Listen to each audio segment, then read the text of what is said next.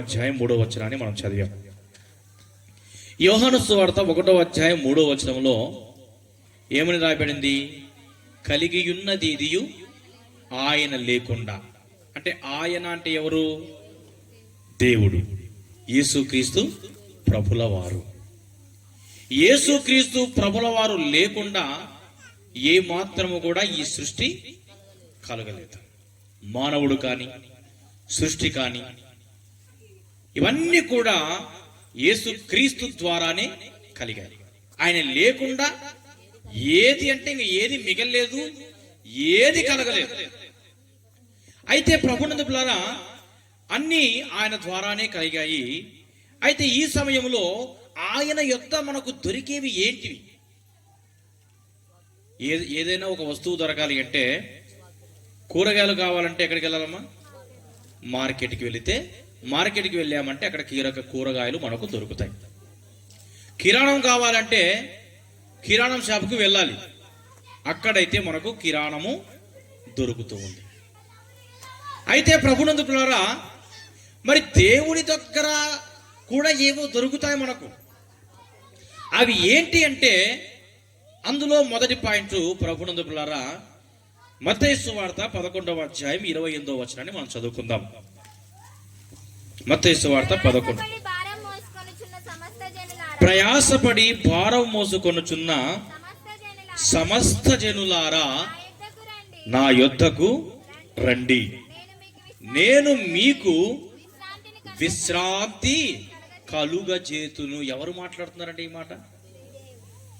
యేసుక్రీస్తు ప్రభుల వారు మాట్లాడుతున్నారు. ఏమని మాట్లాడుతూ ఉన్నారు? ప్రయాసపడి భారము మోసికొనుచున్న సమస్త జనులారా నా యొద్దకు రండి అంటూ ఉన్నాడు. ఎవరి యొద్దకు రావాలంట? నా యొద్దకు రండి అనగా యేసుక్రీస్తు యొద్దకు వస్తే అప్పుడు ఆయన కలుగజేసేది ఏంటి? విశ్రాంతి. అయితే మొదటి పాయింట్ ఏంటండి? ఆయన యొద్ద మనకు ఏమి దొరుకుతుంది? విశ్రాంతి దొరుకుతుంది. ఈ రోజుల్లో చాలా మంది ప్రభునందు పిల్లారా ఈ విశ్రాంతి కొరకు చాలా మంది ఏం చేస్తారంటే, విశ్రాంతి తీసుకోవడానికి మరి బాగా నిర్మానుష్యంగా ఉన్న ప్రాంతానికి వెళ్తారు. విశ్రాంతి తీసుకోవడానికి ఇంట్లో సమస్యలు ఎక్కువైనప్పుడు, ఇంట్లో బాధలు ఎక్కువైపోయినప్పుడు వారికి మనశ్శాంతి లేక కొద్దిగా విశ్రాంతి తీసుకుందామని నిర్మానుష్యమైన ప్రాంతాలకు వెళుతూ ఉంటారు. ఇంకొంతమంది ఏం చేస్తారంటే మనశ్శాంతి అనేది లేకుండా ఉండడానికి, కొంచెం ప్రశాంతంగా ఉండడానికి ఏం చేస్తారంటే డ్రింక్ తాగుతారు. ఏం చేస్తారండి? ఏ డ్రింకు? కూల్ డ్రింక్ కాదు, క్వార్టర్ అనేటువంటి డ్రింకు. అది బీరు కావచ్చు, లేకపోతే సారా కావచ్చు, మరి ఏదైనా కావచ్చు. దేనికి? విశ్రాంతి పొందుకోవడం కోసం. అయితే ప్రభునందు పిల్లారా ఇవన్నీ తాత్కాలికమైనటువంటి విశ్రాంతి. ఆ సమయంలో మాత్రమే విశ్రాంతి దొరుకుతుందేమో అని అనుకుంటారు. అయితే ప్రభునందు పిల్లారా అది కేవలము విశ్రాంతి శాశ్వత కాలం ఉండేది కాదు. కేవలము అప్పటికి మాత్రమే ఆ విశ్రాంతి. తర్వాత మరలా అదే ఉంటుంది. ప్రశాంతత కోల్పోతూ ఉంటాము. మనుషులమైనటువంటి మనము సహజంగా మనశ్శాంతి అనేది చాలా సార్లు మనం కోల్పోతూ ఉంటాం. అయితే ప్రభునందు పిల్లారా భారము అంటే మనశ్శాంతి లేని ఒక భారాన్ని మనం మోసుకొనుచూ ఉన్నాము. పాపము అనేటువంటి భారాన్ని మనం మోసుకొనుచూ ఉన్నాము. అయితే ఈ భారము మోసుకొనుచున్న ఓ సమస్త జనులారా, మీరు ప్రపంచంలో ఎక్కడికి వెళ్ళినా, ఏ ప్రాంతానికి వెళ్ళినా మీకు విశ్రాంతి అనేది దొరకదు. అది ఎవరి యొక్క మాత్రమే విశ్రాంతి దొరుకుతుంది అంటే కేవలము యేసుక్రీస్తు ప్రభుల వారి యొక్క మాత్రమే విశ్రాంతి దొరుకుతుందండి. చూడండి ప్రభునందు పిల్లారా మనందరికీ తెలుసు, బైబిల్ గ్రంథంలో దావీదు మహారాజు ఉన్నాడు. ఎవరండి అతను? దావీదు. ఒకప్పుడు అతను ఏం చేసేవాడు? గొర్రెలు కాసేవాడు. ఏం చేశాడు? దేవుణ్ణి మనము పోయిన ఆదివారం కాకుండా అటుపోయిన ఆదివారం కదా, నేనే కదా ఈ మందిరంలో వాక్యం చెప్పింది, గుర్తుంది అందరికి? ఈ చర్చలో వాక్యం చెప్పాను కదా పోయిన ఆదివారం కాక అటుపోయిన ఆదివారంలో. అప్పుడు 103వ కీర్తన తీసుకున్నప్పుడు చెప్పాను కదా, దావీదు ఒకప్పుడు ఎలా ఉండేవాడు? గొర్రెల కాపరి. అయితే తర్వాత దేవుడు అతను ఏం చేశాడు? సింహాసనం మీద ఎక్కించాడు. ఒక దేశానికే రాజును చేశాడు. మరి రాజు అయినప్పటికీ కూడా ప్రభునందు పిల్లరా, ఒకసారి మనం కీర్తన గ్రంథం 3వ అధ్యాయం 5వ వచనం ఒకసారి చదువుకుందాం. కీర్తనలు 3:5. యెహోవా నాకు ఆధారము, కావున నేను పండుకొని నిద్రపోయి ఏంటండి? నిద్రపోయి మేలుకొందును. చాలు. ఏంటండి? దేవుడు దావీదుకి ఏంటంట? ఆధారమై ఉన్నాడంట. అతని జీవితంలో ఎన్నో సమస్యలు వచ్చి ఉన్నాయి. అయినప్పటికీ కూడా అంటున్నాడు, నాకు ఎన్ని సమస్యలు వచ్చినా, ఎన్ని బాధలు వచ్చినా, కష్టాలు, కన్నీళ్లు, కడగన్ను, కలతలు మానవుడి జీవితంలో సహజంగా ఉంటాయి. అవి నాకు వచ్చాయి. నాకు వచ్చినప్పటికీ కూడా నాకు ఎవరు ఆధారం అన్నాడండి ఆయన. దేవుడే. ఆ మాట అంటుంది సామాన్యమైన వ్యక్తి కాదండి. గొర్రెల కాపరి కాదు. ఒకప్పుడు గొర్రెల కాపరిగా ఉన్నప్పటికీ ఆయన రాజుగా ఉన్న సమయంలో మాట్లాడుతున్న మాట, యెహోవాయే నాకు ఆధారం. ఇక నేనేం చేస్తానంటున్నానండి? యెహోవాయే నాకు ఆధారము, నేను చదవండి, కావున నేను పండుకొని నిద్రపోయి మేలుకొందును అంటున్నాడు. అంటే 10,000 మంది చాలేమ్మా.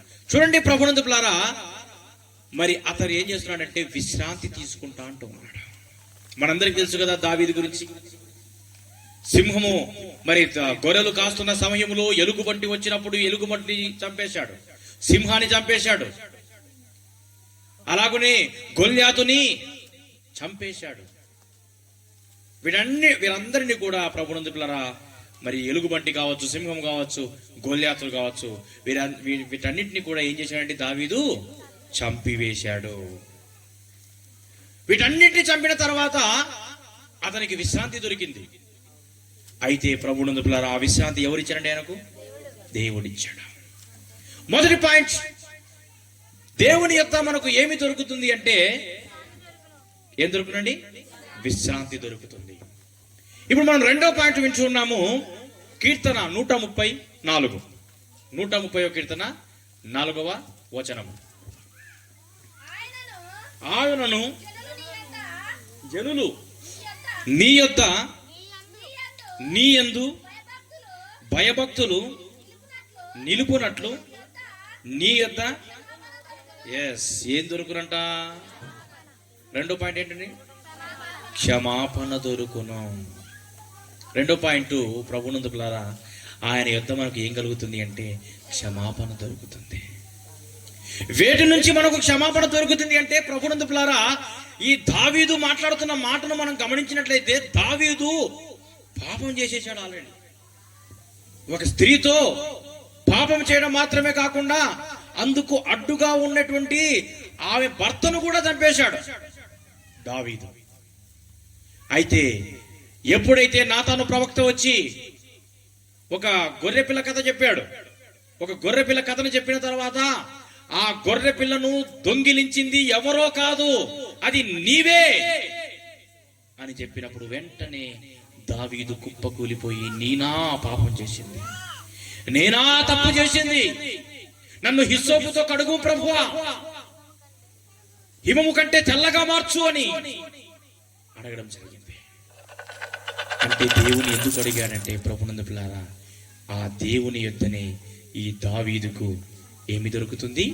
క్షమాపణ దొరుకుతుందండి. చూడండి ప్రభునందు పిల్లారా, మనకు క్షమాపణ అనేది లేకపోతే పాపం వలన వచ్చేటువంటి జీతము మరణము.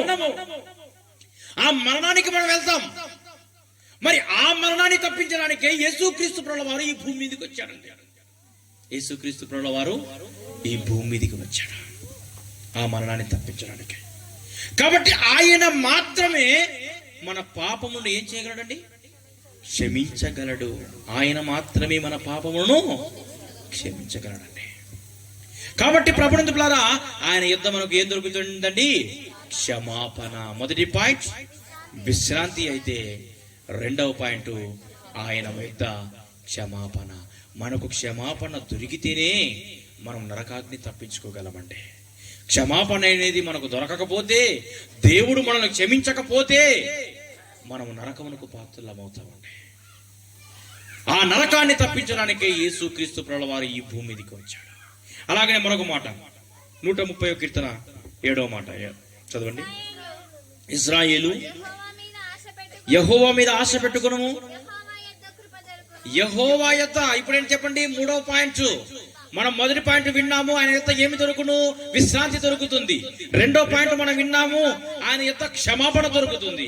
3వ పాయింట్ మనం వింటున్నాము, ఆయన యొక్క ఏమి దొరుకుతుందండి? కృప. కృప అంటే అర్థం ఏంటో తెలుసా?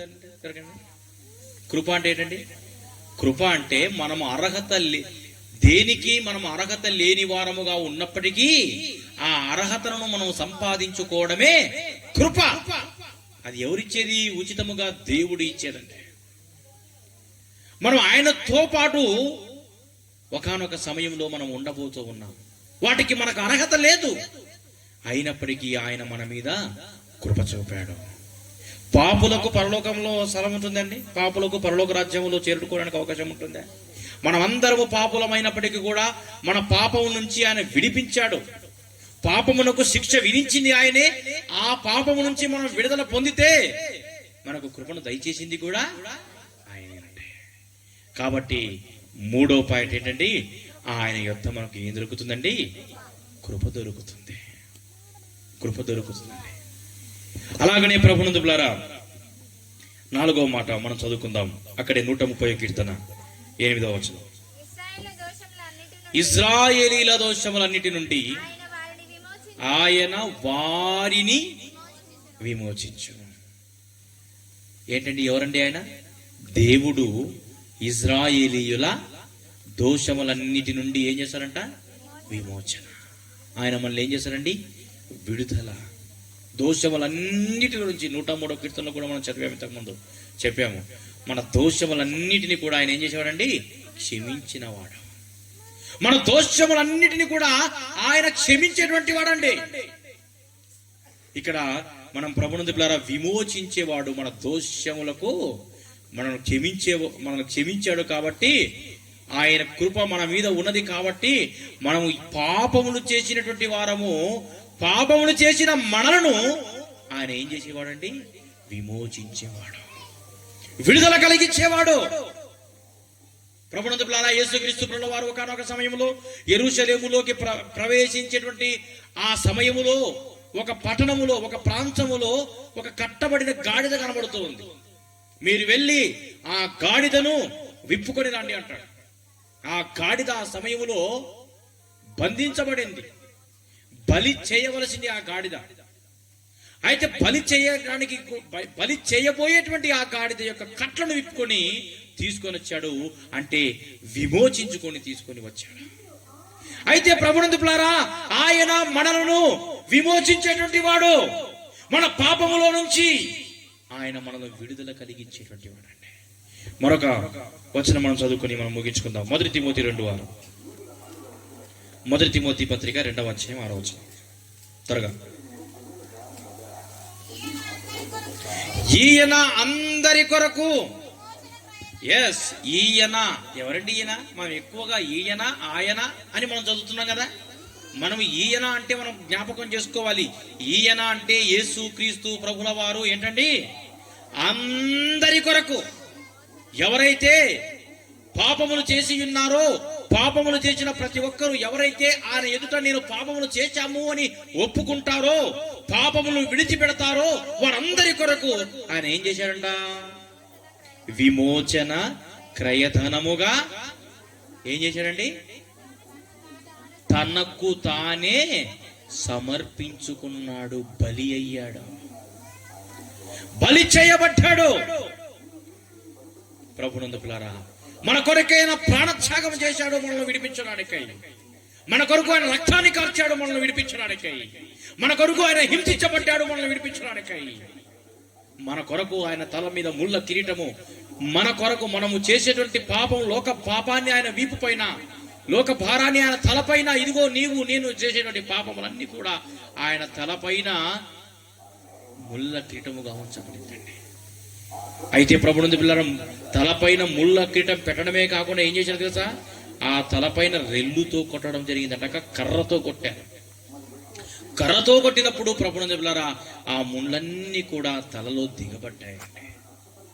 ఎందుకంటే ప్రభునందు పిల్లరా మనల్ని విమోచించాలి అంటే ఆయన శరీరంలో ఉన్న రక్తమంతా కూడా ధారపోయాలి. ఆయన చేతుల్లో మేకులు దింపబడితేనే మనకు విమోచన. ఆయన కాళ్ళల్లో మేకులు దింపబడితేనే మనకు విమోచన. ఆయన కొరడ దెబ్బలతో కొడితేనే మనకు విమోచన. ఆయన తల మీద ముళ్ళ కీటం పెడితేనే మనకు విమోచన.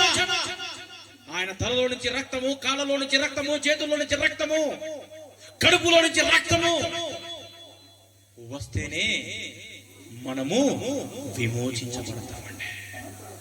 ఆయన చనిపోయాడా లేదా అని పరీక్షించడం నిమిత్తమే ఏం చేశారంటే శిలువలో ఒక పల్లెపు పోటుతో ఆయన డొక్కలో పొడిచారండి. అప్పుడు ఏమొచ్చాయండి? నీరు కూడా వచ్చింది. ఎప్పుడు వస్తుందండి నీరు? రక్తమంతా అయిపోయిన తర్వాత, రక్తమంతా ధారపోసిన తర్వాత. రక్తమంతా పోయింది, ఇంకా రక్తమంతా లేదు ఇంకా శరీరంలో, ఇంకా నీళ్ళు వచ్చేసాయండి. ఆఖరి రక్తపు బొట్టు వరకు మన కొరకు ఆయన ఏం చేశాడండి? తన రక్తాన్ని కార్చాడు. ఎందుకొరకు? నీకు నాకు విశ్రాంతి కలగ చేయాలి అంటే ఆయన హింసించబడాలి. మనకు క్షమాపణ దొరకాలి అంటే ఆయన హింసించబడాలి. మనకు కృప అనుగ్రహించబడాలి అంటే ఆయన హింసించబడాలి. మనకు విమోచన కలగాలి అంటే ఆయన హింసించబడాలి. మార్కు సువార్త 10:45 చదువుకొని మనము ముగించుకుందాం త్వరగా. మార్కు సువార్త 10:45. మనుష్య కుమారుడు పరిచారము చేయించుకున్నటకు రాలేదు, కానీ పరిచారము చేయుటకును అనేకులకు ప్రతిగా. ఏంటంటే మనుష్య కుమారుడు ఎందుకు రాలేదంట భూమి మీదకి? పరిచారము చేయుటకు రాలే, పరిచారం చేయించుకున్నటకు రాలేదు. ఎందుకు వచ్చాడు? చేయుటకు వచ్చాడు. అలాగునే ప్రభునందు పిల్లరా అనేకులకు ప్రతిగా విమోచన క్రయధనముగా తన ప్రాణము ఇచ్చుటకు ఆయన వచ్చాడంటే. కాబట్టి ప్రభునందు పిల్లరా ఈ వాక్యాన్ని వింటునండి, ఒక్కసారి జ్ఞాపకం చేసుకో. ఇవి ఏ మానవుని యొద్ద దొరకవండి. విశ్రాంతి, క్షమాపణ, కృప, విమోచన అది కేవలము ఆయన యొద్ద మాత్రమే దొరుకుతుంది అని మనవి చేస్తూ, నీకు ఇంకా విశ్రాంతి లేదా? నీకు క్షమాపణ కలగలేదా? ఆయన కృప నీకు కలగాల? అయితే నీవు విమోచించబడాలంటే క్రీస్తు యొద్దకు నీవు వచ్చినట్లయితేనే నీకు ఇవన్నీ కలగజేయబడతాయని మనవి చేస్తూ దేవుడు తన వాక్యమును దీవించి ఆశీర్వదించును గాక. ఆమేన్. ఈ సమయంలో మనమందరము తలలో వంచినట్లయితే ప్రార్థన చేసుకుందాము. వాక్యం నిమిత్తమే ప్రార్థన చేసుకుందాము. అందరూ తలలో వంచినట్లయితే మన మధ్యలో ఉన్న మహేష్ వాక్యం నిమిత్తమై ప్రార్థన చేసి ఒక పాట పాడతారు. పాట అనంతరము మన మధ్యలో ఉన్న ఇసాక్ పాస్టర్ గారు వాక్యం చెప్తారు.